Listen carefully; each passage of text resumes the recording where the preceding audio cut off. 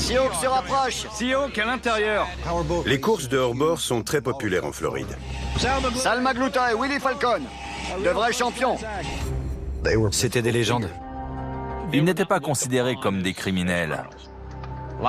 Les gens ont une bonne image d'eux, mais dès qu'ils se sont sentis menacés, les masques sont tombés. Les années 80, c'était l'âge d'or de la coke en Floride. Willie Falcon et Sal Magluta avaient engagé des pilotes qui faisaient passer en Floride la cocaïne du cartel de Medellín. Les gardes-côtes ne faisaient pas le poids. Ces bolides étaient trop rapides. 2 milliards de profits en 10 ans. Ils avaient des immeubles, des centres commerciaux. Ils ne savaient plus quoi faire de leur argent. Mais si le gouvernement fédéral veut votre tête, il l'aura. La condamnation ne faisait aucun doute. Mais les témoins se jettent au-devant des balles. Le message était clair. Tu témoignes, tu meurs. Augusto Falcon et Salvador Magluta ont été acquittés. On était abasourdis. Pourquoi ce baron de la drogue notoire ressort-il en homme libre? C'était impossible que dans cette affaire, les 12 jurés les déclarent non coupables. Ça ne collait pas. On a identifié des avocats corrompus, des comptables. Il n'y a personne d'autre à soudoyer? Willie Falcon est derrière les barreaux depuis 1991. Sal Magluta finira sa vie en prison. Il n'y a jamais que deux issues, la prison ou la morgue.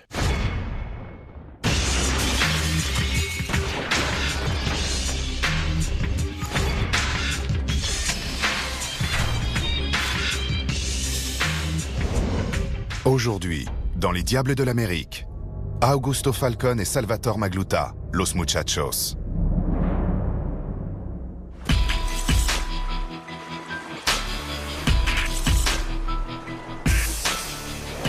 Sal Magluta et Ralph Linero sur Seahawk mettent les gaz.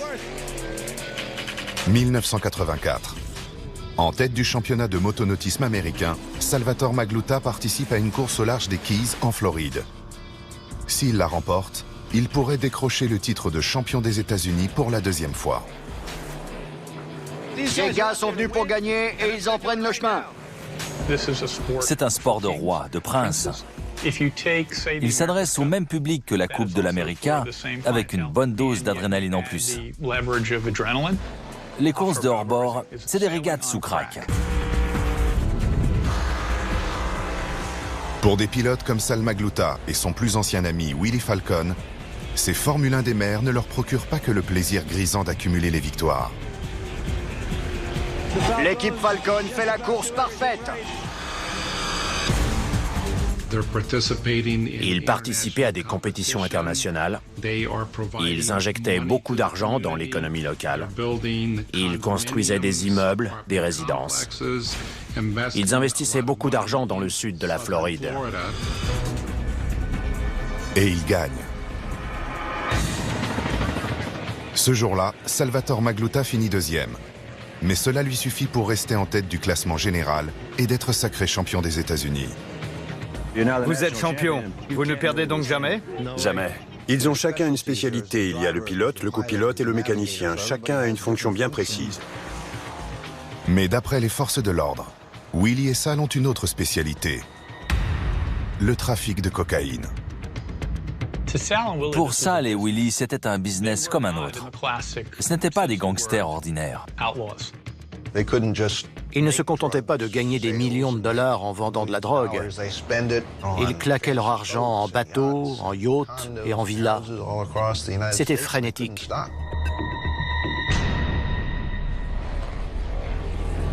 Sur l'eau, Sal Magluta et Willie Falcon rivalisent d'adresse et d'audace lors de courses effrénées. Mais sur Terre, ils unissent leurs forces pour convoyer de gigantesques quantités de drogue en toute illégalité.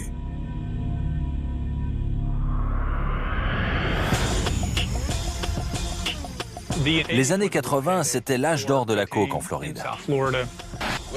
Willie Falcon et Sal Magluta étaient les plus gros importateurs de cocaïne des États-Unis dans les années 80. Willie Falcon et Sal Magluta étaient sans doute les plus gros trafiquants de Dade County, qui était le comté de Floride qui compte le plus de gros trafiquants.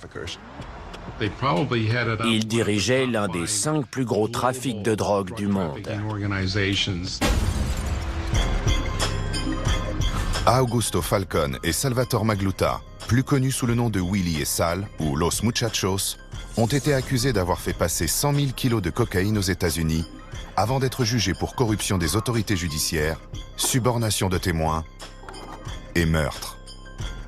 Ils n'auraient pas réussi l'un sans l'autre. Leur affaire marchait bien parce qu'ils se complétaient. Willy Falcón, c'était le type qui mettait en confiance, et Sal Magluta, celui qui réglait tous les détails. Ils formaient une très bonne équipe. Leur mode de vie, c'était celui qui a été représenté au cinéma, en encore plus luxueux. C'étaient des trafiquants chics, si on peut dire. Ils menaient grand train et dépensaient sans compter. 20 000 $ pour eux, c'était de la menue monnaie. Il n'y avait pas que l'argent, il y avait aussi la puissance qu'ils procurent. Leur amour du luxe et leur qualité de pilote leur ont permis de rejoindre le cercle des plus gros trafiquants de drogue du monde. Avant de commencer à utiliser les hors-bords de façon intensive, le cartel se servait de petits avions pour transporter la drogue. De 1978 à 1982, le cartel s'est fait confisquer 5 avions en Floride sur de petits aéroports où ils venaient d'atterrir chargés à ras-bord. Quelqu'un en Colombie a dit « il faut changer de méthode ». C'est là qu'interviennent Los Muchachos, Sal Magluta et Willy Falcón. À l'origine, Willy Falcón et Sal Magluta étaient de petits dealers. Leur entrée dans la cour des grands a vraiment coïncidé avec l'explosion du trafic de cocaïne en Floride à cette époque. Ils ont été mis en contact avec des membres des cartels de Cali et de Medellín qui leur ont fait confiance. Chacun d'eux touchait une commission pour chaque kilo de cocaïne qui entrait sur le territoire américain. Du coup, le duo Falcón-Magluta a embauché toute une ribambelle de pilotes à qui ils sous-traitaient les livraisons de drogue. Au bout de quelques années, leur trafic leur rapporte tellement d'argent qu'ils ne savent plus comment le dépenser. Ils touchaient plusieurs millions de dollars par cargaison, ce qui laisse imaginer combien la cocaïne rapportait au cartel. Ils étaient en contact avec des avocats au Panama, dans les Caraïbes et dans les paradis fiscaux. Guillermo Andara est un avocat qui, plus tard, deviendra le président du Panama à la chute de Manuel Noriega. Sal Magluta et Willy Falcón ont fait appel à ses services pour établir des sociétés offshore et blanchir de l'argent. Après ces années de présidence, Guillermo Andara se retrouve empêtré dans un scandale et doit reconnaître ses liens avec Willy Falcón et Sal Magluta. C'était sans conteste la conjoncture idéale. Ce scénario réunissait pas moins de la moitié des péchés capitaux. Faisant fi du danger en mer comme sur terre, Willy Falcón et Sal Magluta semblent avoir 9 vies, même quand ils se font prendre. Dans cette affaire, ils étaient soupçonnés d'avoir fait assassiner des témoins, d'avoir soudoyé des jurés et d'avoir blanchi des centaines de millions de dollars. Los Muchachos deviennent des fugitifs avec du sang sur les mains. Les témoins qui devaient témoigner contre eux se faisaient tuer. Ils disaient que tous ceux qui témoignaient le paieraient cher et qu'ils s'occuperaient des balances. C'était un assassinat commandité. Ça aggravait la qualification de l'homicide. Stars du motonautisme d'un côté, criminels recherchés de l'autre. À force de passer entre les mailles du filet, ils étaient persuadés qu'ils s'en tireraient toujours. Pas un seul instant, ils n'ont pensé finir en prison.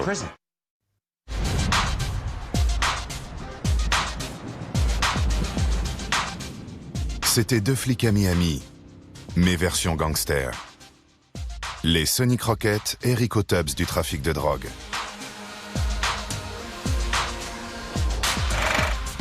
Augusto Falcone, dit Willy, et Salvatore Magluta, dit Sal, ont été accusés d'avoir transporté plus de 75 tonnes de cocaïne. Ils faisaient partie des 5 plus gros trafiquants de drogue aux États-Unis. Et ils s'occupaient presque exclusivement de cocaïne. Cela se traduisait par des millions et des millions de dollars, et au final, à des centaines de millions de dollars. Ils ne savaient plus comment dépenser leur argent. L'argent et le respect qu'ils gagnent dans la rue et sur l'eau projettent Willy et Sal bien loin du monde de leur enfance.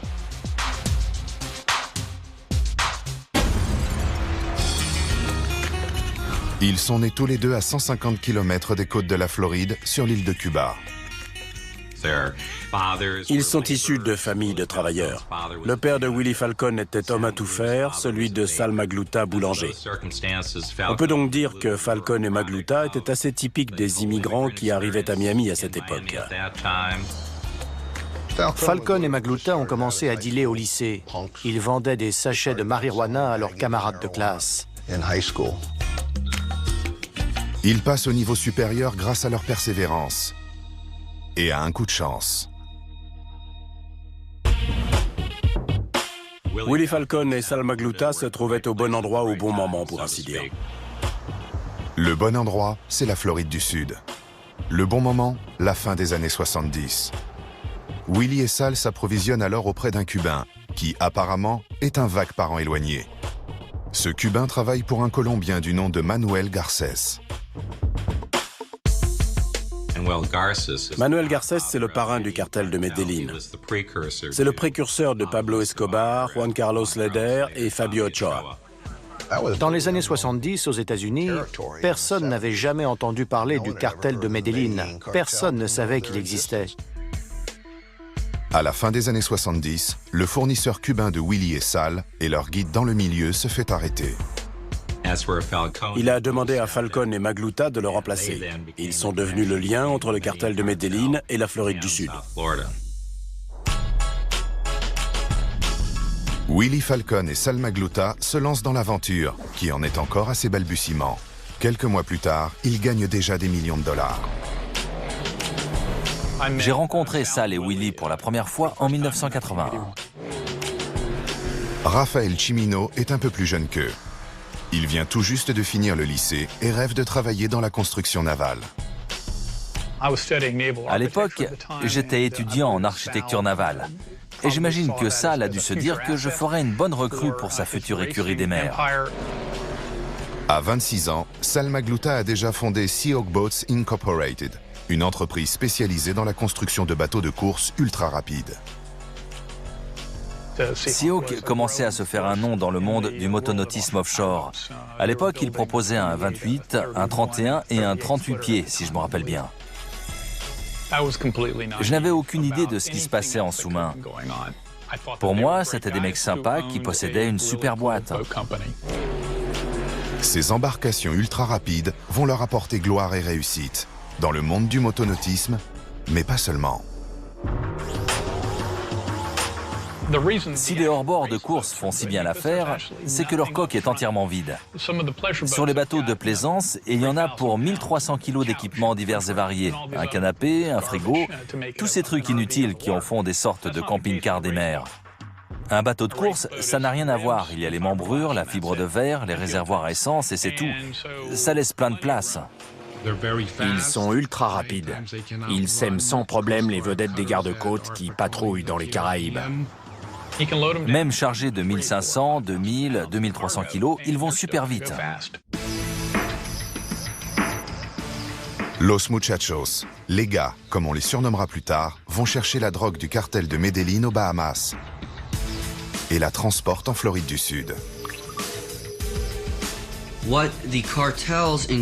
Les cartels qui opéraient en Colombie envoyaient la drogue aux Bahamas ou à Cuba, et ensuite, les cow-boys de la cocaïne s'occupaient de la faire entrer sur le territoire américain. C'était comme à l'époque de la contrebande d'alcool. Et c'était très facile. Pour Willy et Sal, c'est une manne providentielle. Ils mettent sur pied une équipe de pilotes.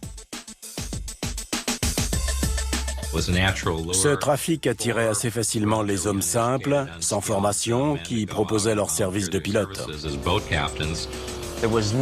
Les vedettes des gardes-côtes ne pouvaient pas rivaliser avec ces bolides. Ils fonçaient à toute allure.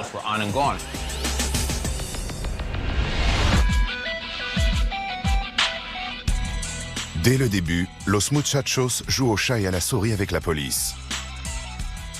Les noms de Falcon et Magluta sont apparus lors d'écoutes téléphoniques à propos de transactions portant sur plusieurs kilogrammes de cocaïne. Quand la police de Miami a lancé son opération, ils ont été mis en examen avec d'autres trafiquants pour des infractions liées au trafic de stupéfiants. Los Muchachos engagent la crème des avocats pour leur défense. Leurs avocats ont négocié une mise en liberté surveillée et une peine d'1 an de prison avec sursis. En gros, ils ont reçu une petite tape sur la main pour avoir transporté des kilos de cocaïne. Néanmoins, ils font appel du jugement.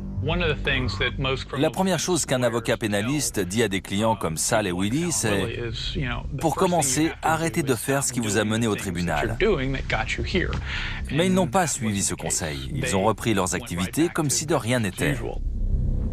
À la fin de l'année 1981, Willie Falcon et Sal Magluta reçoivent l'ordre de se rendre. Mais ils vivent déjà dans un autre monde.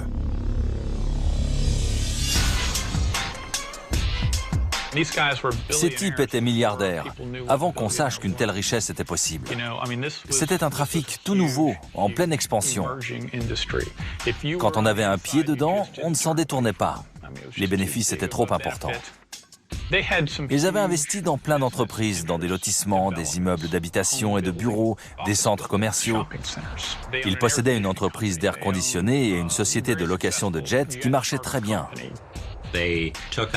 Ils ont pris de fausses identités, ils se sont procurés de faux papiers sous toutes sortes de noms différents et ils ont continué leur trafic, mais en tâchant de se faire un peu plus discret qu'auparavant. Ces types finançaient l'équipe de baseball junior. Ils n'étaient pas considérés comme des criminels, mais comme des piliers de la société. Que vous perdiez ou gagniez, votre famille vous attend. Vous ne perdez donc jamais? Jamais. À Miami, Los Muchachos se cachent à la vue de tous. Nos amis cubains Sal Magluta et Willie Falcon, de vrais champions. Ils ont racheté un fabricant de hors-bord à Jacksonville, en Floride, et ils ont continué la compétition. Écoutez-moi rugir ces magnifiques blocs moteurs Donovan en aluminium. KSW fabriquait littéralement les meilleurs moteurs du marché. C'était une réussite phénoménale.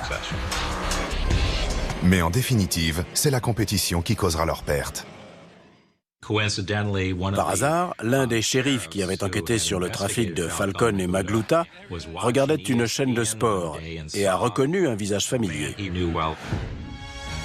Il le connaissait sous le nom de Santiago Menendez, mais en fait c'était Sal Magluta qui venait tout juste de remporter une course en Floride. Les gens ont une bonne image d'eux. Ils disent « Oh, Sal et Willie, c'était des types super, des pilotes de course. C'était comme des petits dealers de marijuana, ils n'avaient pas de sang sur les mains. » Mais dès qu'ils se sont sentis menacés, ils ont sorti l'artillerie lourde.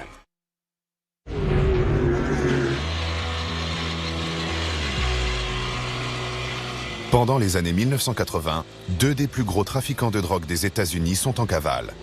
Pourtant, ils apparaissent régulièrement à la télévision. Sal Magluta, dans la dernière ligne droite, est sacré vice-champion du monde. Parle-nous de ton nouveau bateau, Sal. La carène est un peu différente.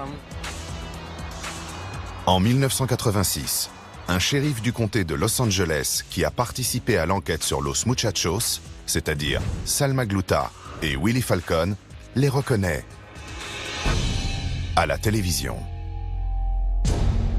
Vous êtes bien parti pour remporter un 3e titre. Ça me va. À l'époque, Falcon et Magluta avaient établi un réseau parallèle en Californie. Après la Floride du Sud, l'immense frontière avec le Mexique au sud-ouest des États-Unis semblait l'endroit idéal pour faire passer de la drogue. Ils sont donc devenus les relais du cartel dans le sud-ouest, en plus de la Floride. La brigade des stupéfiants du comté de Los Angeles fait alors une perquisition dans un appartement situé à Marina del Rey, en Californie. Les shérifs du comté de Los Angeles ont saisi des registres montrant l'étendue du trafic de cocaïne qui allait de l'importation à la distribution, mais également des centaines de milliers de dollars, des quantités importantes de cocaïne et des radios. Bref, le matériel du parfait dealer. Ils arrêtent également les habitants de l'appartement. 2 hommes qui correspondent à la description, mais ont des papiers d'identité au nom d'Angelo Maretto et Wilfred Fernandez. Miraculeusement pour eux, ils ont été libérés sous caution, sous leur faux nom. Angelo Maretto et Wilfred Fernandez ne remettront plus jamais les pieds en Californie.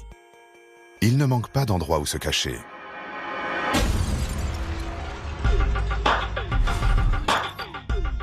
Falcone et Magluta disposaient d'un réseau tentaculaire, composé essentiellement d'anciens camarades de lycée et de membres plus ou moins éloignés de leur famille et de leur belle famille. Un jour, on a essayé de calculer combien de membres des familles Falcone et Magluta avaient été poursuivis. Et on est arrivé à une 50aine facile, en ne comptant que les condamnés. C'était dur de s'y retrouver au bout d'un moment. Grâce à ce vaste réseau, Sal Magluta et Willie Falcone gèrent leurs affaires, aussi bien légales qu'illégales. Les trafiquants de drogue investissent dans des entreprises qui ne sont pas forcément florissantes, d'accord? Ces sociétés génèrent tout de même un peu de bénéfices. Ça permet de blanchir l'argent. Mais Sal et Willie, leurs entreprises marchaient du tonnerre. Ça leur faisait encore plus d'argent à cacher. La police estime qu'au cours de leur carrière, Willie Falcone et Sal Magluta ont engrangé plus de 2,1 milliards de dollars en liquide et en actifs. Ils ne savaient littéralement plus quoi faire de leur argent. Lorsqu'on a lancé une perquisition simultanée dans 5 ou 6 maisons, on a trouvé 500 000 dollars ici, 1 million là, 1 million ailleurs.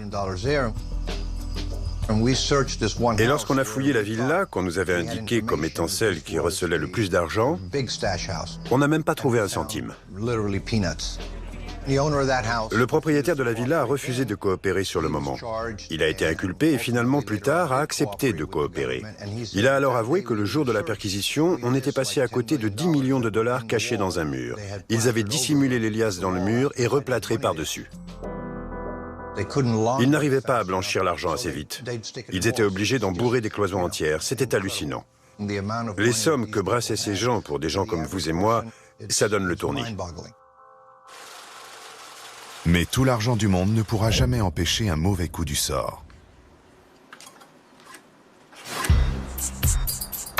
En 1987, Sal Magluta participe toujours aussi activement au championnat de motonautisme américain. Mais au mois d'août, la Cour rejette le dernier pourvoi formé par Willie Falcone et lui contre une condamnation pour stupéfiants datant de 1979. Désormais menacés de prison, les 2 complices se retrouvent officiellement en fuite.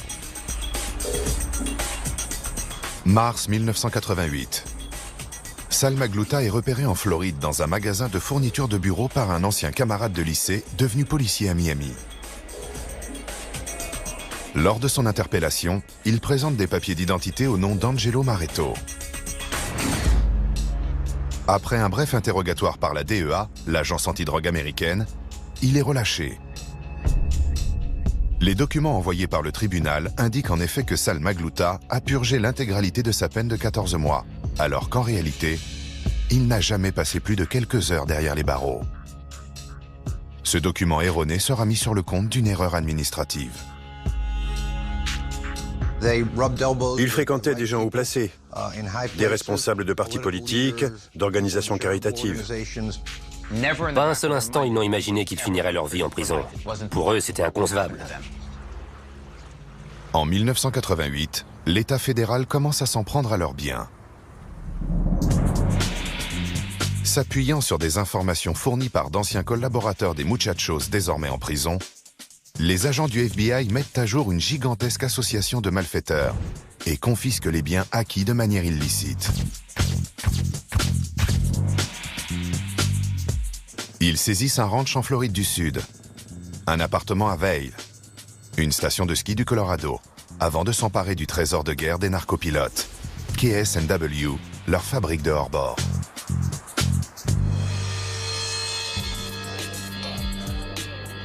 Ça m'a fendu le cœur. Un de mes amis proches, qui était l'un des avocats de Seahawk, s'est fait arrêter, a été condamné et a passé 12 ans derrière les barreaux. Tout à coup, c'est devenu réel. Ce n'était plus des rumeurs qu'on entendait dans les bars, c'était la réalité. À l'automne 1991, le gouvernement fédéral retient 24 chefs d'accusation contre Los Muchachos et 8 de leurs complices. Tous ceux qui ont été mis en examen en même temps qu'eux ont plaidé coupables et ont écopé de lourdes peines. L'État veut désormais aussi la tête des responsables.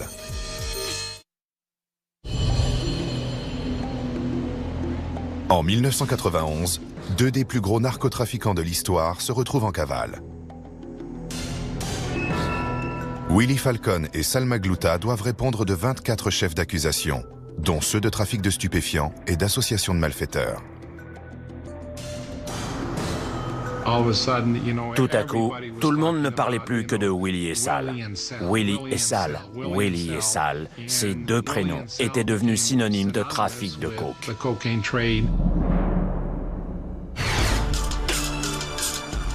Dans une ville bâtie en partie grâce aux narcodollars des cartels colombiens et entachée du sang de leurs hommes de main, Willie Falcone et Sal Magluta font figure d'exception.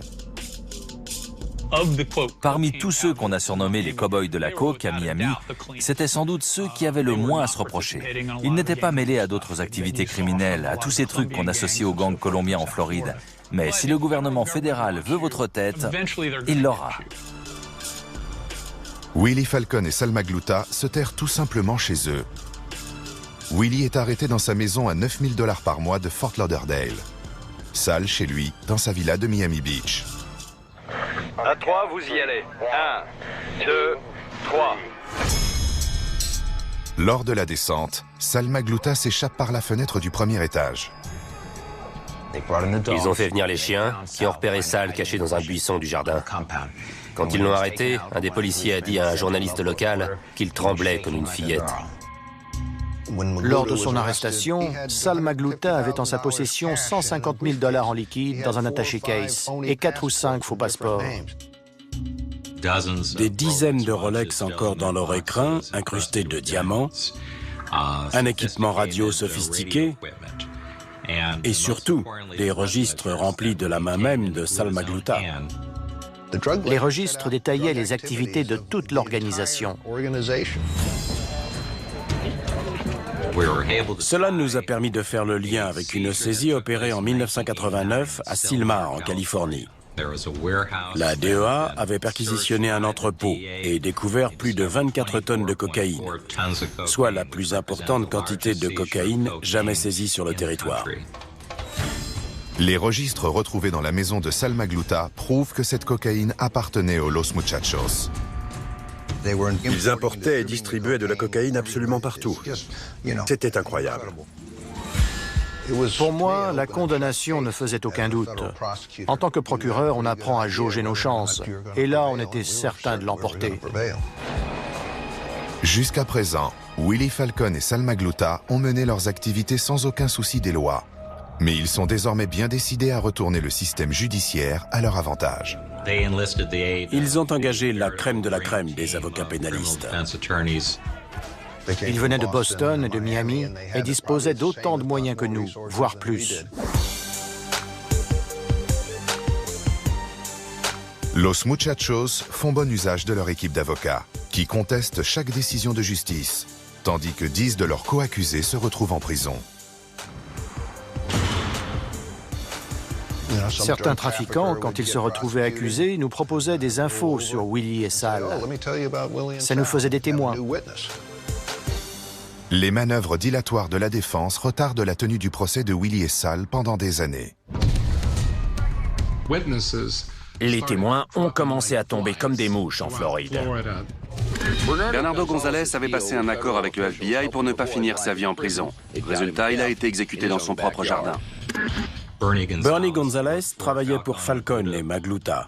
C'était un des co-inculpés qui avait conduit à leur arrestation. Son frère et lui ont été abattus par des tueurs à gages colombiens. De toute évidence, vu les preuves, il s'agissait d'un assassinat. L'enquête a été confiée à la police du comté de Miami-Dade, mais à l'époque, il n'avait aucune piste. Par ailleurs, un autre distributeur de Falcon et Magluta, qui avait plaidé coupable et coopérait avec les autorités, s'est fait assassiner dans le parking d'une célèbre boîte de nuit. 2 autres témoins échappent de justesse à des coups de feu. C'était de l'intimidation. Et le message est immédiatement passé. Tu témoignes, tu meurs. Les avocats des muchachos vont jusqu'à acheter une page de publicité dans un journal national sur laquelle ils citent le nom de tous ceux qui sont susceptibles d'avoir témoigné contre leurs clients. C'est un avis de recherche qui circule dans les prisons où se trouvent les témoins. Nous avons le droit à ces informations et le parquet nous les refuse. C'est à la limite de la légalité. La page de publicité parue dans Prison Life a pour but que les gens concernés en paient les conséquences. Nos témoins se faisaient assassiner, nos témoins se faisaient menacer, certains se faisaient acheter. Mais une fois le procès commencé, nous pensions que cela se calmerait. On était bien naïfs. Le procès de Salvador Magluta et Augusto Willy Falcon s'ouvre le 23 octobre 1995. Le parquet accuse Falcon et Magluta d'avoir utilisé l'argent du trafic de drogue pour s'acheter de véritables palais et vivre comme des nababs. Pendant 4 mois, Miami est abreuvé de détails sur le trafic de cocaïne mis en place par Los Muchachos. Mais tout cela pour rien. Falcon et Magluta ont été relaxés. Acquittés des 16 chefs d'accusation. On était abasourdis. On n'arrivait pas à le croire. C'était du tout cuit. Pour moi, notre dossier était solide comme le roc. Lorsque le verdict est tombé, je travaillais au bureau du FBI de Key West. Tous les journaux de Floride ne parlaient que de ça. Pourquoi ce baron de la drogue notoire ressort-il en homme libre? Nous sommes allés au tribunal. Nous avons respecté les lois de ce pays et sa constitution. J'espère que ce jugement sera respecté et qu'il n'y aura pas de représailles. Dans les forces de l'ordre, tout le monde savait que quelque chose clochait. C'était impossible que dans cette affaire, les 12 jurés les déclarent non coupables. Quelques jours plus tard, l'un des jurés est venu dans le bureau du procureur et a insisté pour parler à Chris Clark et à moi. Rongé par la culpabilité, le juré avoue ce que les policiers soupçonnaient déjà fortement. Il était au bord des larmes d'avoir cédé à la pression et voté l'acquittement. Il a dit « c'est à cause du président ». Le président du jury, Miguel Moya, faisait sur le papier un bon juré. Il avait servi dans l'armée, il était employé par le comté, sa femme travaillait pour le quotidien Miami Herald, il était père de famille, il semblait être un honnête citoyen. Peu de temps après le procès, qu'est-ce qu'il fait? Il s'achète une décapotable, il s'achète ceci et cela, comme s'il roulait sur l'or. Ce type qui gagne 30 à 40 000 $ par an comme mécanicien à l'aéroport se met soudain à claquer des centaines de milliers de dollars. Il n'était pas très futé. Miguel Moya sera condamné pour avoir accepté 500 000 $ de la part de Willy et Sal en échange de leur acquittement. Il s'agirait de la plus grosse affaire de subornation de jury connue. Mais les dégâts sont faits. Willy et Sal avaient été déclarés non coupables de trafic de drogue par acquittement du jury. On ne pouvait pas revenir là-dessus. Selon le 5e amendement, on ne peut être poursuivi 2 fois pour la même affaire, même si l'acquittement a été obtenu par trafic d'influence. Fort heureusement, le gouvernement dispose d'assez d'éléments pour poursuivre Los Muchachos pour d'autres délits. Willy Falcon est mis en examen pour détention illicite d'armes à feu et Magluta pour faux et usage de faux. Willy Falcon n'a pas demandé sa liberté sous caution, mais Sal, si. Quand on l'a jugé pour l'affaire des faux passeports, il s'est volatilisé au milieu du procès.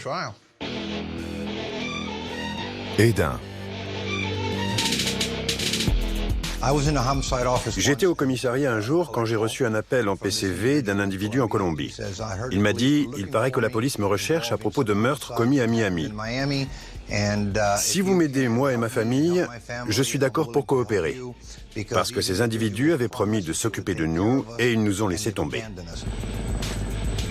C'est cet appel qui nous a permis de remonter aux assassins et ensuite à Sal.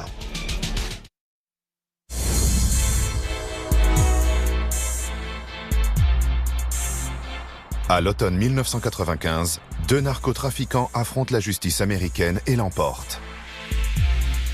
Sal Magluta et Willie Falcon, surnommés Los Muchachos, sont poursuivis pour avoir importé, littéralement, des tonnes de cocaïne aux États-Unis. Et pourtant, ils sont relaxés par un tribunal de Floride. Les jurys ont mis fin de façon surprenante à ce procès à rallonge.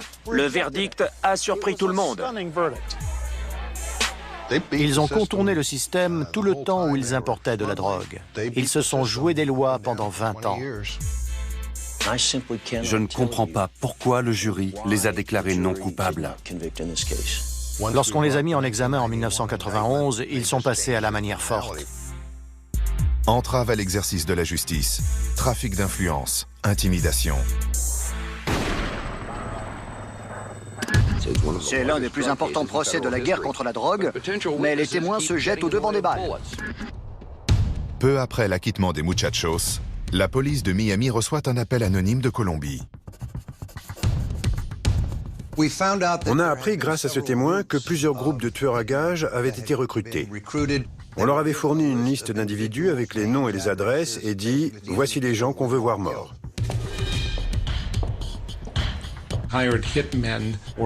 Ces tueurs à gages se plaçaient sur les toits avec des fusils à lunettes équipés de silencieux. Ils bravaient ouvertement le système judiciaire américain. Le gouvernement devait montrer qu'il ne laisserait pas passer cela.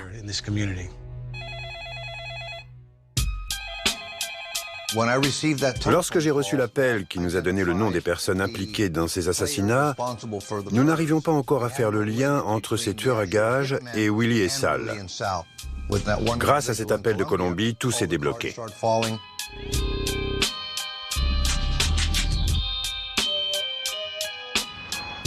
Le gouvernement n'a jamais libéré Willie Falcon, l'inculpant pour détention illicite d'armes à feu dès son acquittement en 1996. La même tactique a été tentée avec Sal Magluta. Sal Magluta a été mis en examen pour détention de faux documents administratifs et faux et usage de faux. En plein procès, il a indiqué à l'agent de sécurité qu'il allait chercher des documents dans sa voiture pour son avocat Roy Black. Il n'est jamais revenu. On le retrouve des mois plus tard planqué avec sa famille à Palm Beach et portant une perruque. Le FBI le recherche désormais aussi pour corruption de jury et entrave à l'exercice de la justice. Quand des criminels achètent un jury et corrompent le système, ce sont toutes les forces de l'ordre qui en pâtissent. Nous avons baptisé l'opération Recoil, qui veut dire repli, car on avait cette image du serpent qui se replie sur lui-même pour mieux sauter à la gorge des criminels. L'agence fédérale déniche un témoin tout droit sorti du passé de Sal Magluta. Marilyn Bonacea a joué un rôle très important dans cette affaire, car c'était une proche de Sal Magluta. Elle avait été sa petite amie au lycée, lui faisait une confiance totale.